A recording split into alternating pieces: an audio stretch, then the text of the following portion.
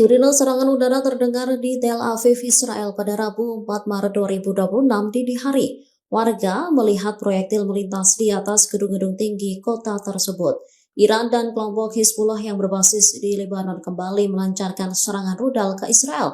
Serangan ini terjadi setelah terbunuhnya pemimpin tertinggi Iran Ayatollah Ali Khamenei. Sebelumnya, Israel dan Amerika Serikat menggempur sejumlah wilayah di Iran sejak Sabtu lalu. Serangan udara gabungan ini menargetkan lokasi yang disebut terkait program nuklir dan rudal balistik Tehran.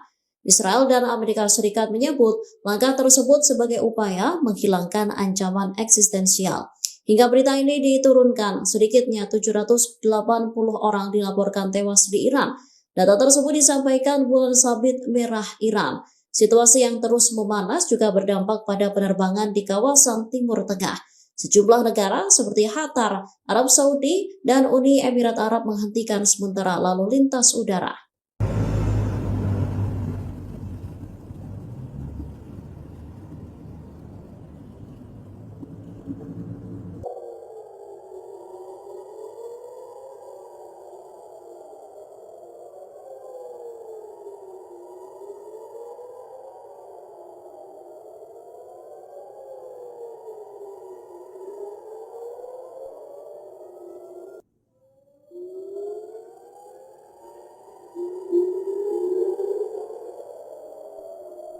Presiden Prancis Emmanuel Macron menyatakan serangan Amerika Serikat dan Israel ke Iran melanggar hukum internasional.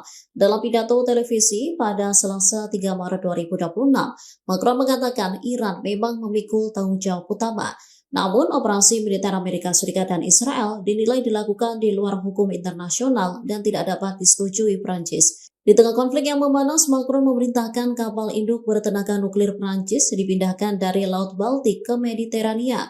Pengerahan kapal induk ini dilakukan untuk melindungi aset sekutu. Prancis juga mengerahkan jet tempur Rafale, sistem pertahanan udara dan radar ke Timur Tengah. Prancis juga mengirim fregat ke Siprus, Yunani, menembak jatuh drone di wilayah sekutu Teluk. Selain itu membantu evakuasi warga Prancis dengan 2 penerbangan ke Paris. Langkah ini akan terus dilakukan selama diperlukan di tengah memanasnya wilayah Timur Tengah. Macron menyebut situasi memburuk setelah Selat Hormuz ditutup dan jalur pelayaran penting seperti terusan Suez serta Laut Merah terancam. Ia menegaskan perang berdampak pada harga minyak, gas, dan perdagangan global. Ouverte par les frappes que les États-Unis d'Amérique et Israël ont initiées contre l'Iran, elle s'étend à présent dans la région et emporte de graves conséquences pour la paix et la sécurité de tous. La République islamique d'Iran porte la responsabilité première de cette situation.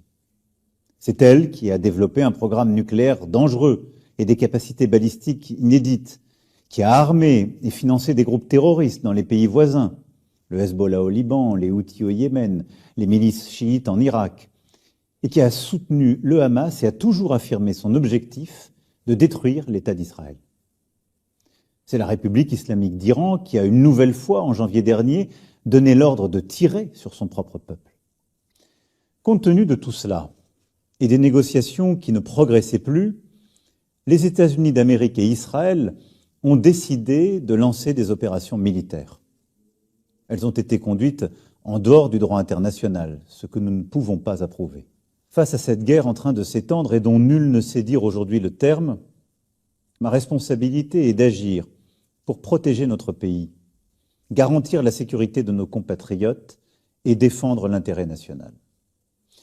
Nous avons renforcé la sécurité de nos bases militaires dans la région. 2 d'entre elles ont subi des frappes limitées, ayant causé des dégâts matériels. Et je veux redire ici mon soutien, ma confiance à l'ensemble de nos forces armées. Nous avons aussi renforcé la sécurité de nos ambassades et de nos intérêts présents dans ces pays. Et je demeure particulièrement vigilant sur ce point. Negara-negara di kawasan Teluk Persia kini berpacu dengan waktu menghadapi gelombang serangan drone dan rudal dari Iran.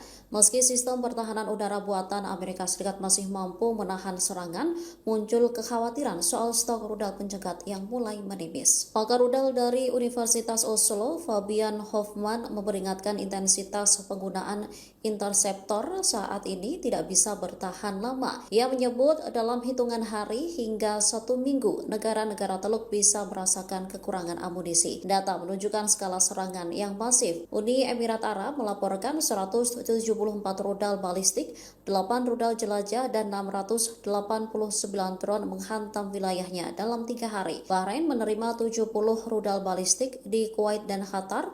Drone Iran juga menyasar fasilitas penting termasuk kedutaan dan pembangkit listrik. Secara teknis dibutuhkan 2 hingga 3 rudal pencegat untuk menghancurkan 1 rudal balistik. Sementara Iran diperkirakan memiliki lebih dari 2.000 rudal jarak jauh. Di sisi lain, stok interseptor negara Teluk disebut terbatas. Namun, UEA dan Qatar membantah kekurangan amunisi dan menegaskan sistem pertahanan mereka masih kuat. Sementara itu, Pentagon juga dilaporkan mulai menipis stok Patriot karena banyak dialokasikan ke Ukraina. Situasi ini membuat negara-negara Teluk mulai melakukan penjatahan.